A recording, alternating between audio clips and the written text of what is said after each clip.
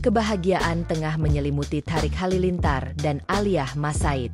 Tariq Halilintar resmi menikah dengan Alia Mas Said pada hari ini, Jumat, 26 Juli 2024. Acara akad nikah tersebut disiarkan secara langsung di kanal YouTube Tariq Halilintar. Tariq dan Alia tampak mengenakan baju pengantin adat Jawa. Upacara ijab kabul dipandu langsung oleh pihak Kantor Urusan Agama, KUA, Setiabudi. Wakil wali nikah Alia menggantikan almarhum sang ayah, Adji Mas Said, yakni Muji Mas Said lalu menikahkan keduanya.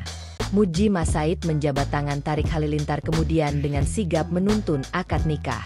Tariq Halilintar dengan satu tarikan nafas mengucapkan ijab kabul. Dengan mahar berupa uang tunai senilai Rp26.072.024, Tariq Halilintar resmi menjadi suami Alia Mas Said. Para saksi diantaranya Bambang Susatyo, Joko Widodo atau Jokowi menyatakan bahwa pernikahan tersebut sah. Acara lalu dilanjutkan dengan penandatanganan buku nikah, penyerahan mahar pernikahan, hingga pemasangan cincin kawin. Download Tribun X sekarang, menghadirkan lokal menjadi Indonesia.